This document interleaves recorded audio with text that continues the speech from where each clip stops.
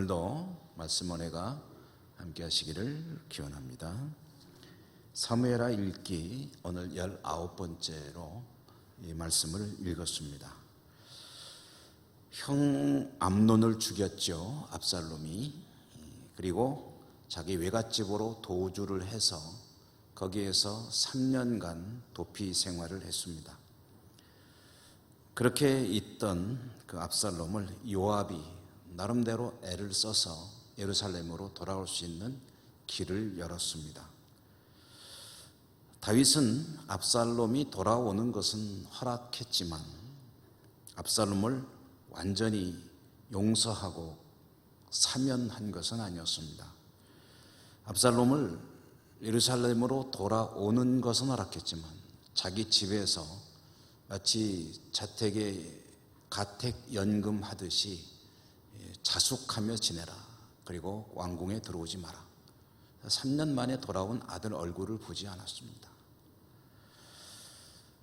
압살롬을 돌아오는 것은 허락했지만 완전히 사면하지는 않은 다윗의 생각은, 속셈은 무엇이었을까 하는 것도 한번 생각해 보는 것이 좋겠습니다. 왜 그랬을까요? 우리가 지난 수요일에 잠깐 생각은 해 보았지만 아마 아버지로서 아들에 대한 애틋한 마음이 없었을 리는 없습니다. 그리워한다고 성경에도 나와 있거든요.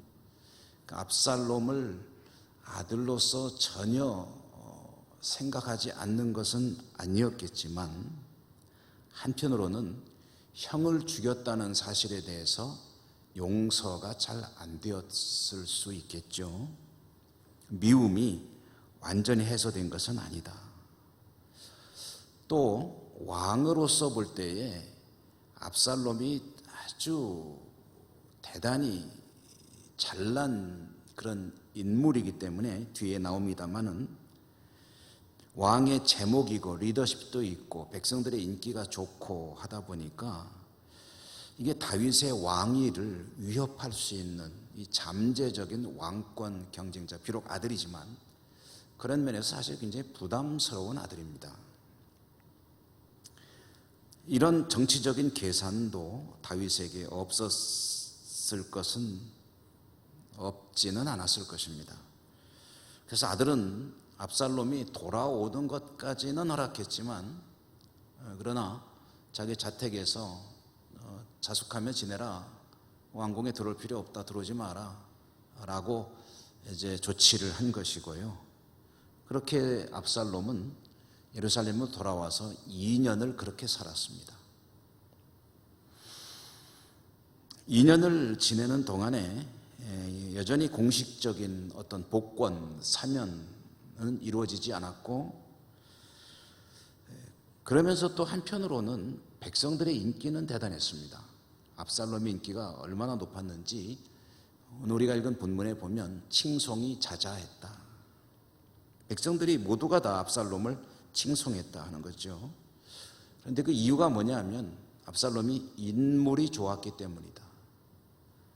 성경에 보면은 아름답다고 나와 있죠. 25절에 보면 압살롬이 참 아름답다라고 하는데 이 아름답다는 말이 여러 군데에 쓰일 수 있거든요.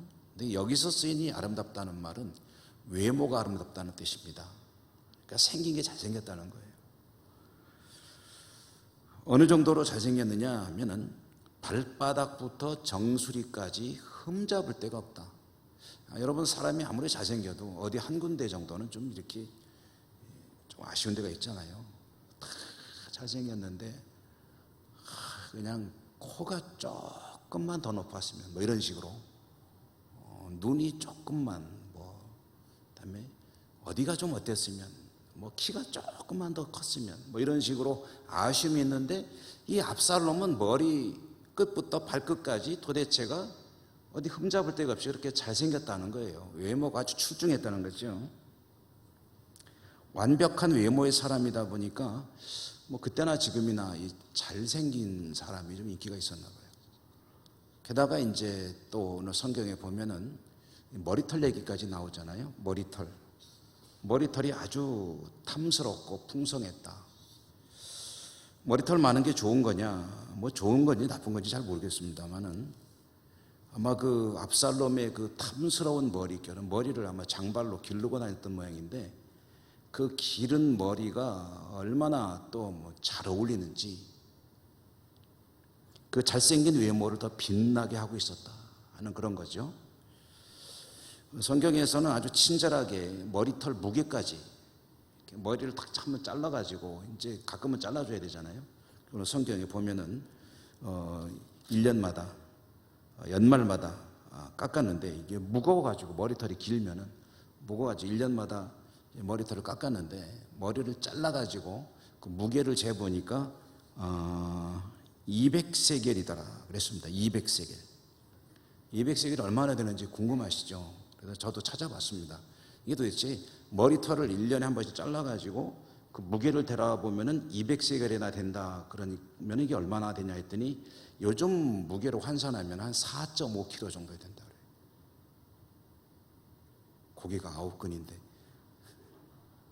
안 놀라시는군요. 이 머리털이 1년간 자란 거를 잘라가지고 해보면은 그 고기 9근 정도 될 만큼 이게 머리가 굉장히 그 질이 좋았다는 얘기겠죠. 저는 몇 그램 해야 될지 모르겠는데 제 머리가 한 100g쯤 되려나 모르겠어요. 그런데 4.5kg. 그러니까 머리가 길기도 하고 풍성하기도 하고 무게가 나가는 건 수분도 많고 이제 아주 그래가지고 머리의 질이 좋았고 그렇게 아름다운 그 일렁이는 가끔 그 TV에 그 머리 비누 그 모델들 보면 쫙 하면 머리가 그냥 아주 굉장히 멋지잖아요. 뭐 도대체 머리털까지도 흠잡을 데가 없을 만큼 멋있는 사람, 잘생긴 외모. 이 성경이 여러분 이 잘생겼다는 얘기를 하는 이유가 있습니다.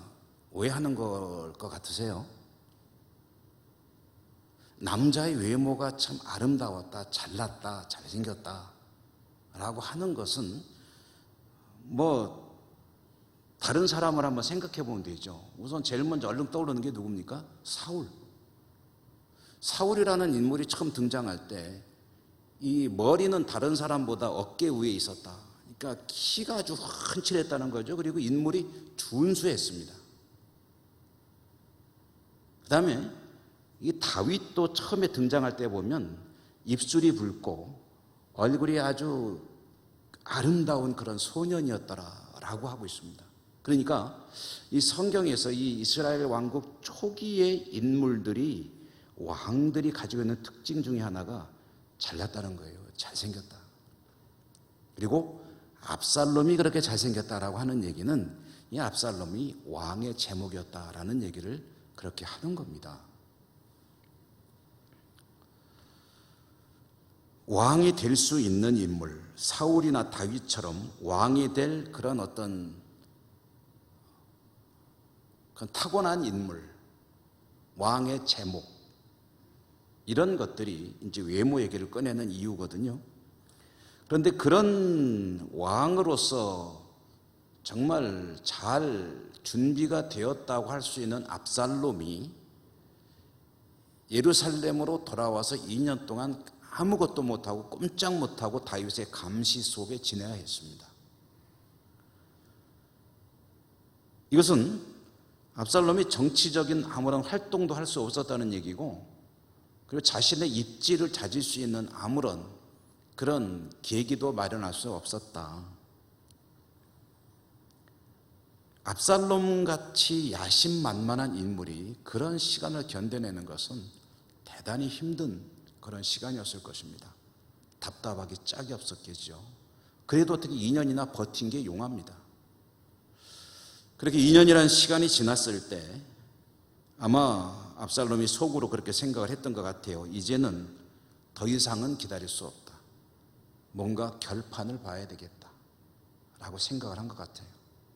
그래서 아버지를 만나야 되겠다.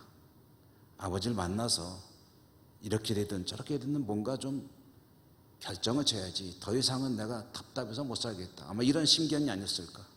내 아버지를 자기가 어떻게 찾아갑니까? 지발로 가면 안 되죠. 그래서 생각한 게 뭐냐면 요압을 아버지에게 보내서 요압으로 하여금 좀 중간에 다리를 놓게 해가지고 아버지와 나의 만남을 주선하도록 해야 되겠다 생각을 하고요. 요압에게 SOS를 친 겁니다. 요압 장군, 나 좀 봅시다. 나 좀 만납시다 하고 이제 콜한 거죠. 그런데 요압이 그 압살롬의 이 사인을 받았는데 반응을 보이질 않는 거예요. 요압을 통해서 아버지에게 청혼을 넣으려고 했는데 요압은 반응을 보이지 않습니다. 왜 그랬을까 하고 좀 생각을 해봤어요. 그랬더니 아마 두 가지 정도 이유가 있을 것 같아요. 첫째로는 압살롬이 부른다고 냉큼 달려가는 것보다는 이제 일종의 그 압살롬 길들이기 형식으로 자기 이제 말하자면은 그 값을 올리는 거죠. 그래서 한번 버텨보는 그런 속셈일 수도 있고, 또 한 가지는 압살롬을 대하는 다윗의 태도를 보니까 괜히 나서가지고 하다 잘못하면 나까지 미움받을지 모르겠다 하는 그런 어떤 부담, 정치적인 부담, 이런 심리도 있지 않았겠느냐. 그러니까 압살롬을 위해서 나서는 걸 이거 실상 내키지 않았을 수도 있다. 뭐 속셈은 뻔하니까. 그래서 압살롬이 부르는데 이제 안 갑니다. 한 번 불러도 두 번 불러도 사람을 자꾸 보내는데 안 가는 거예요. 그러니 압살롬은 이제 더 이상 기다릴 수 없다고 결정을 했기 때문에 뭐 보통 사람 같으면 포기할 수 있겠지만 집요한 압살롬은 이제 한 가지 아이디어를 냅니다. 요압이 나에게 오지 않을 수 없게 만들겠다 해가지고 낸 아이디어가 뭐냐면 하인들을 보내가지고 요압의 밭에다가 불을 지르라고 그랬어요. 밀농사 짓고 보리농사 짓고 이 농사를 짓는 요압의 경제적인 기반이겠죠. 근데 그 밭에다가 불을 내가지고 요압으로 하여금 화가 나게 한 겁니다. 요압이 반응을 보였죠. 압살롬의 집으로 달려왔습니다. 이게 뭐 하는 짓이냐고 화를 내면서 덤벼들었겠죠. 지금 뭐 하냐고.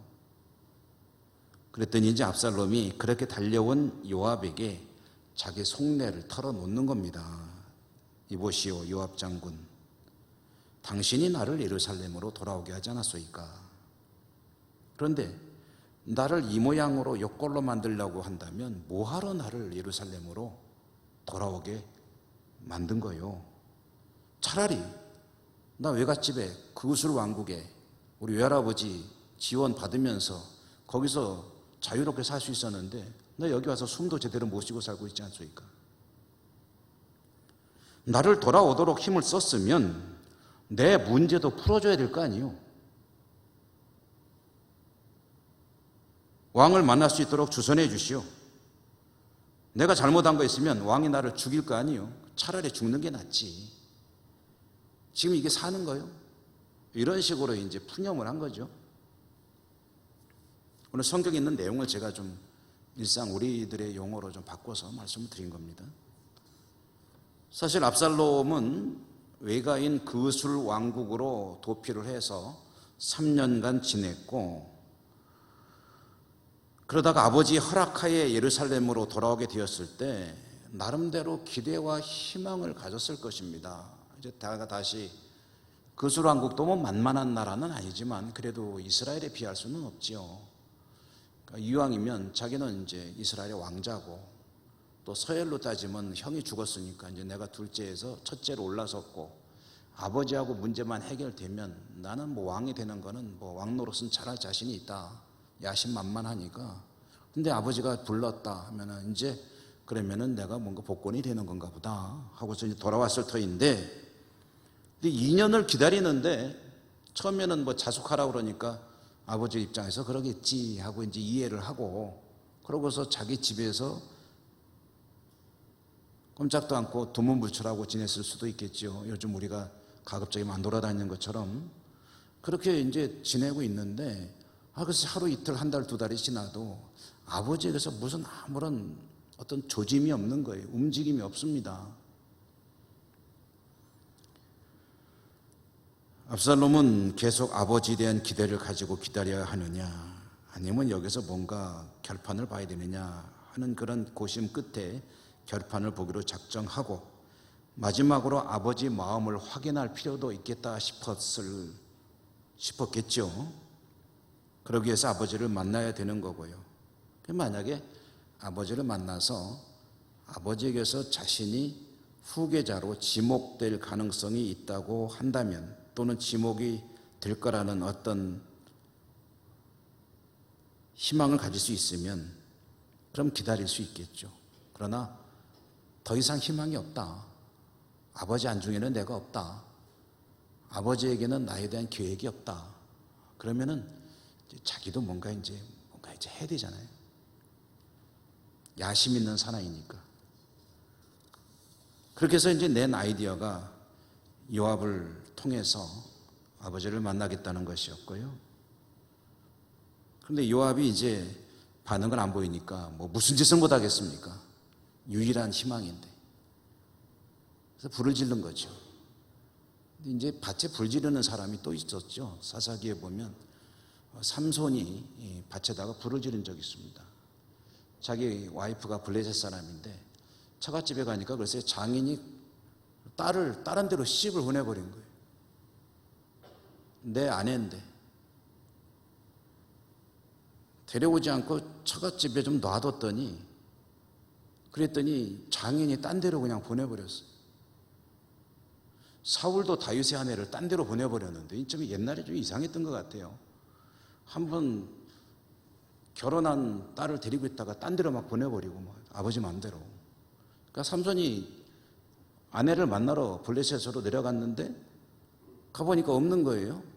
그럼 화가 나가지고 그때 뭘 했냐면 그 블레셋의 밭에다가 불을 그냥 다 질러버렸습니다. 이렇게 보면 삼손하고 압살롬하고도 참 비슷한 이미지가 있어요. 밭에 불을 지른 것도 비슷하고, 가장 비슷한 것은 머리가 길다는 사실이죠. 그리고 그 머리가 단순히 멋이 아니라 그들의 인생에 굉장히 중요한 역할을 했다는 거. 삼손의 인생에도 머리가 가진 의미가 굉장히 중요하죠. 압살롬에게도 굉장히 중요합니다. 잘생겼다는 얘기하면서 머리 얘기까지 왜 그 무게까지 꺼내는 게 성경이 뭐 쓸 게 없어서 그런 걸 썼겠느냐? 아니, 굉장히 중요한 거예요. 압살롬의 머리가. 그래서 일단 그 얘기를 꺼내 놓은 겁니다. 압살롬의 자랑거리인 그 머리, 그 머리가 그의 인생에 어떤 영향을 미칠까?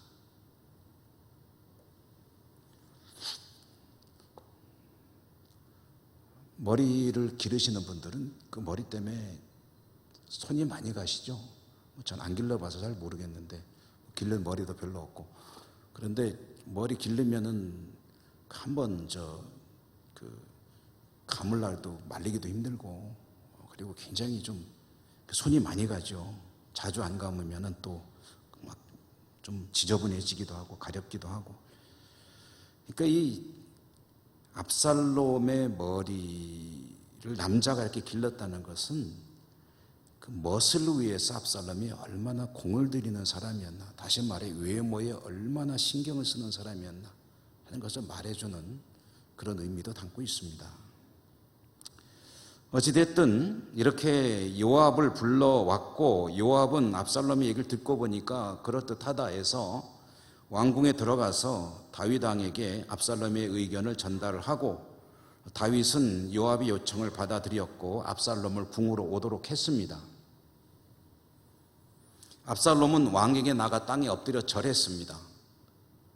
왕은 그 압살롬을 포옹하고 입을 맞추었다라고 합니다.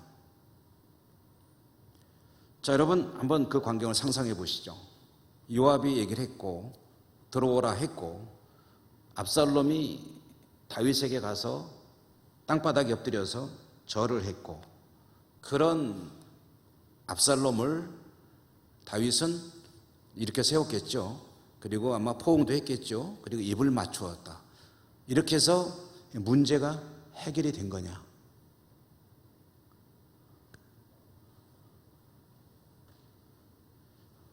성경은 글자로만 전해주고 있지만 사실 그 속에는 그 분위기가 다 들어있습니다. 이야기가 들어있는 거죠. 성경이 전해주는 분위기는 굉장히 건조하고 경직되어 있습니다. 다윗은 요압의 주선으로 압살롬을 불러들였고 압살롬을 만나 주었고, 형식상으로는 압살롬의 문제를 매듭 지어주는 것 같습니다. 그러나 다윗과 압살롬 사이에는 부자의 정보다는 도저히 넘을 수 없는 깊은 골이 그대로 존재하고 있음을 알 수가 있습니다. 오늘 성경 속에 그 이야기가 들어있다는 거예요.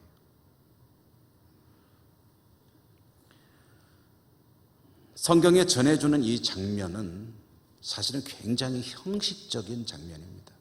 그들의 만남이 형식적이었다는 거죠. 압살롬은 아버지에게 용서를 구하거나 또는 어떤 말도 하지 않습니다.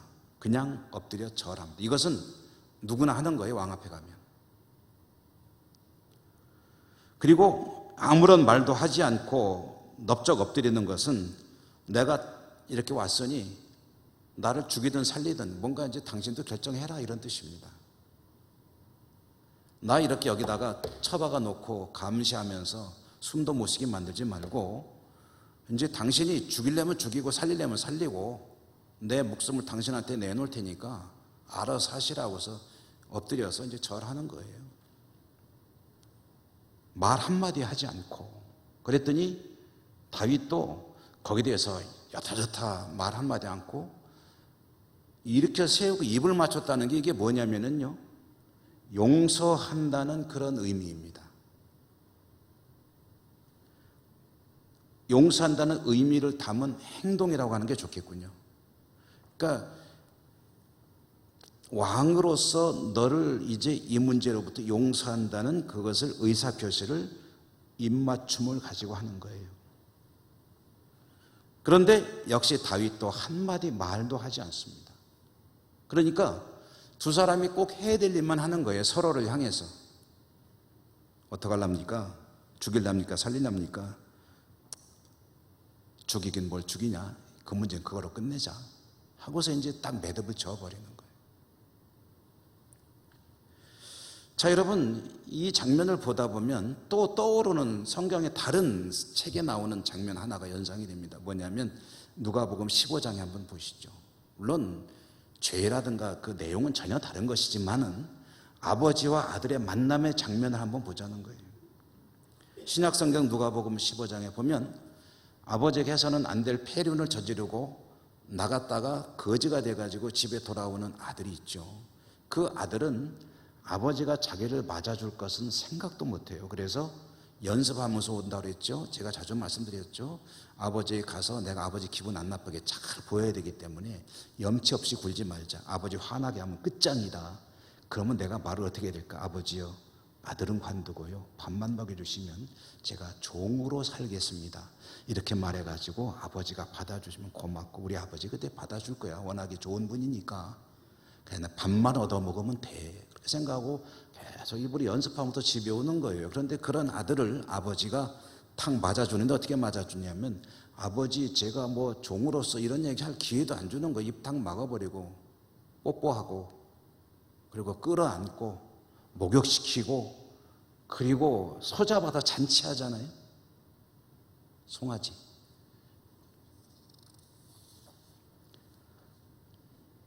이게 진짜 용서죠. 뭐 어떤 죄를 저질렀어도 아버지와 아들의 관계는 조금도 손상이 안 됐고 그 아들을 그대로 다시 아들로 받아들이는 아버지의 모습, 그게 누가복음 15장에 나오는 거라고 한다면, 지금 여기 다윗과 압살롬이 만나는 이 장면은 이 아버지 아들의 만남이 아니에요. 겉으로는 용서한 척하지만 행동으로는 용서하는데 마음속으로는 압살롬을 용서하지 않고 있고, 그리고 압살롬을 여전히 경계하고 있는 다윗의 마음이 그대로 드러나는 겁니다.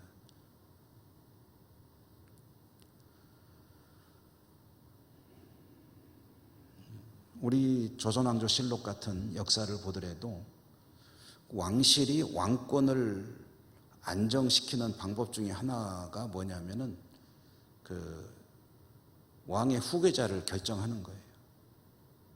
그러면은 이제 왕권 다툼이 잦아들게 되고, 그리고 이게 뭔가 좀 안정된 구도로 가게 됩니다. 뒤집어 얘기해서 후계자가 결정이 안 되면 왕자들 간에도 왕권 다툼이 일어나게 되지만 후계자 안정해놓고 왕이 너무 오래 있으면은 이제 잘못하면 쿠데타가 일어나는 거예요.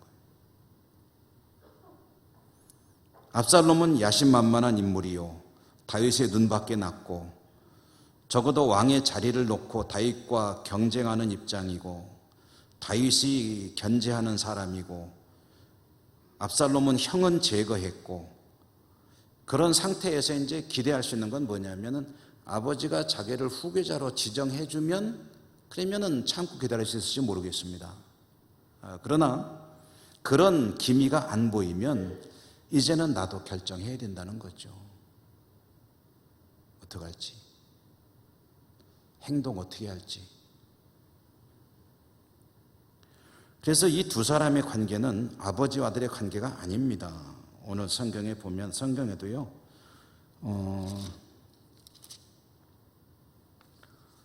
성경에도 이 장면을 이렇게 읽어보면 다윗과 압살롬이 만나는데 다윗이라고 안 하고 계속 왕이라고 그래요.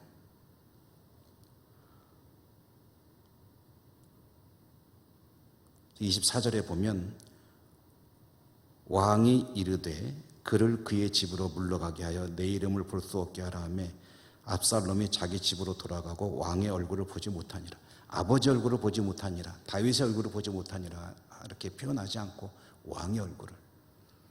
우리 식으로 말하면 대통령하고 아들이 만나는데 대통령이라는 호칭으로 부르고 그 이름을 안 부르는 거예요.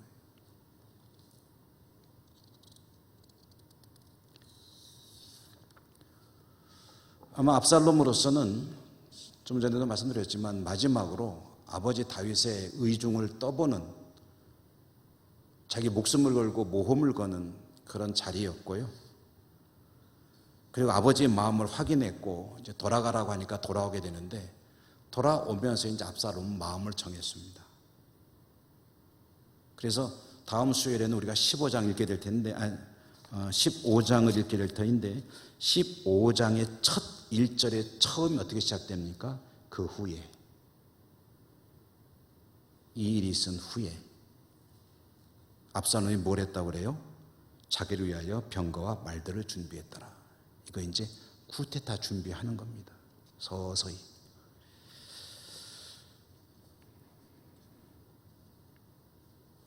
아버지로부터 사면은 받았지만 실질적인 사면은 받지 못했고, 겉으로 볼 때는 후계자이지만 후계자가 될 가능성이 얼마나 될지, 그리고 언제 될지 모든 것이 다 불투명하게만 한 현실 속에서 압살롬은 기다리지 않기로 작정을 하는 겁니다.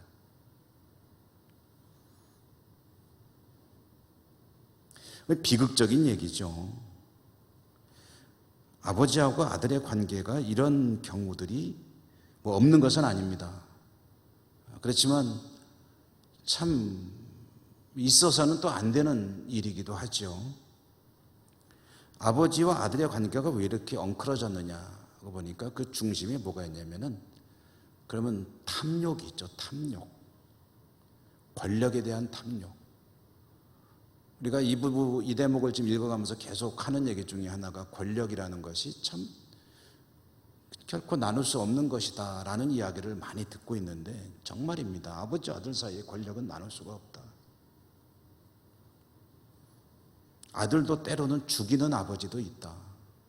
그래서 헤롯 같은 사람이 그랬잖아요. 자기 왕에 대한 어떤 왕권에 대한 불안감 때문에 아들도 죽이기도 하고 가족들을 내치고 죽이고 했던 인물이 헤롯이거든요. 권력 앞에서 무너져 내리는 천륜, 그 이야기이고요. 그리고 하나님이 지금 이 이야기를, 여러분 이게 이제 무슨 드라마나 이런 그냥 재미로 읽는 책이 아닙니다. 하나님이 읽으라고 주시는 하나님 말씀이에요. 그럼 이것을 읽게 하는 하나님의 의도를 읽어내는 게 중요하죠. 왜 이 이야기를 들려주시는 걸까? 하나님은 우리에게 무슨 이야기를 하고 싶으신 것일까? 이 이야기를 포함해서 성경 창세기로부터 요한계시록까지 전체를 쫙 흐르고 관통하는 하나의 그 뼈대가 있습니다. 줄거리가. 그게 뭐냐면은 하나님의 나라가 시작되고 그게 어떻게 망가졌고 어떻게 회복되느냐 하는 이야기거든요. 그 중간에는 계속 망가지는 이야기예요. 누구에 의해서? 하나님이 만드신 아름다운 세상이, 그래서 하나님이 만드실 때 명하여 지으신 그 모든 세상이 보시기에 좋았더라. 참 좋게 만드신 세상이 이와 같이 추악한 세상으로 변해갈 때에 그 세상이 그렇게 변하는 그 중심에 누가 있느냐? 인간. 인간의 문제의 중심이 뭐냐? 탐욕. 탐욕의 결과가 뭐냐? 죄. 그 죄와 망가지는 세상 이야기가 이제 성경의 큰 줄거리이죠. 하나님 만드신 아름다운 세상을 망가뜨리는 인간 사람들의 죄, 그 죄로 인해서 세상이 어떻게 희망을 잃어가는가 하는 이야기를 들려주는 것이 성경의 줄거리이면서 또 한편으로는 그 희망이 없는 세상을 하나님이 살릴 수밖에 없지 않느냐. 그럼 어떻게 살리느냐? 그 하나님이 인간이 되어 이 세상에 오시고 살리는 그 길을 위해서 자신을 십자가에 못 박아 죽이시고, 그래서 그것을 믿음으로 받아들이는 이들 가운데서 하나님의 나라를 회복시켜 가시고 그 회복되는 하나님의 나라가 완성되는 그때 이야기로 성경은 종교를 짓게 되죠. 그리고 그 중간 시대를 살아가는 것이 우리들의 인생입니다. 그리고 그 중간 시대를 살아가는 우리들에게 요구되는 것이 하나님을 향한 믿음이죠. 하나님을 향한 믿음의 구체적인 내용은 뭐냐 하면은 이 죄악된 세상에서 순간순간 부딪혀오는 수많은 욕망으로 대할 수밖에 없는 그 수많은 삶의 어떤 대상들을 대하면서 그때그때 하나님 들려주시는 말씀을 듣고 말씀을 통해서 깨달은 하나님의 뜻을 적용해가면서 순간순간 이겨나가는 그런 삶에 대한 하나님의 기대가 들어있는 것이고요. 결국은 완성될 하나님의 나라를 바라보며 힘을 낼 것을 촉구하는 또한 하나님의 말씀이 들어있는 거죠. 길게 보면 성경이 그 구원의 여개를 들려주고 있고 순간순간 짧게 보면은 우리의 삶의 현장에서 참고하고 듣고 적용하고 해야 될 그 하나님의 명령들이 들어있는 건데, 여러분 다윗과 압살롬 부자가 그 탐욕에 찌드는 순간 아버지가 아버지가 아니고 아들이 아들이 아니고 권력이라는 그 거대한 욕망 앞에서 또 하나의 선악과 앞에서 아버지고 아들이고 뭐고 다 필요 없고 오직 그것만을 바라보고 나가고 있을 때 그들이 성경이 있어서 하나님의 율법이 있어서 그 율법을 손에 들고 한번 읽어보면서 눈앞에 있는 그 권력이 아니라 하나님의 말씀을, 하나님의 명령을 한번 생각해보고 하나님 명령으로 그런 것들을 다시 재평가하고 재해석해서 자신의 방향을 설정했더라면, 그러면 적어도 이 다윗과 압살롬의 이야기는 상당히 달라졌겠죠. 성경의 많은 부분이 빠졌어야 될지도 모릅니다. 그런데 그들은 그렇게 하지 않았습니다. 우리가 참 위대한 믿음의 인물로 생각하는 다윗도 그렇게 하지 않았습니다. 압살롬은 말할 것도 없고요. 부자가 모두 자신들의 욕망의 그림자를 쫓아가고 있을 때에 하나님의 명령은 그들과 상관없는 것이었고 결국 부자는 망하는 길로 달려가고 있었고 피나는 전쟁으로 치닫게 되었다. 아버지와 아들 간에 왕위를 놓고 흘리는 피. 얼른 생각하니까 동생을 때려 죽인 형의 이야기, 그 죄의 흐름이 이어지고 있죠. 아버지와 아들의 관계 속에도 그런 것들이 이어지고 있구나. 여러분, 우리들하고는 사실 상관없는 얘기입니다. 우리 그 중에 누가 뭐 이런 형편없는 인생을 살겠습니까?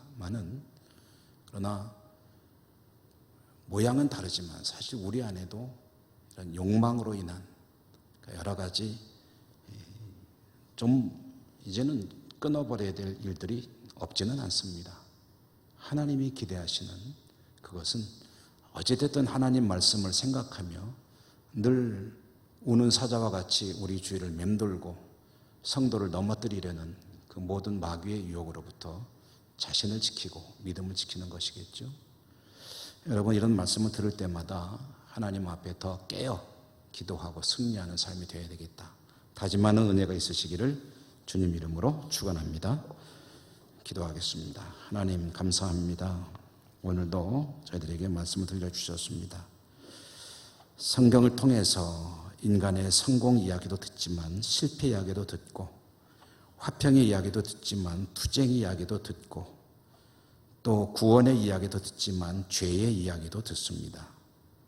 아버지와 아들의 이야기를 통해서 인간의 죄가 얼마나 무서운 것인지를 또 한 번 생각해 봅니다. 눈을 들어 하늘을 바라보고 하나님을 바라보고 말씀으로 믿음으로 승리해가는 저희들의 삶이 될 수 있도록 인도하시고 축복해 주옵소서. 예수님 이름으로 감사하고 기도드립니다. 아멘.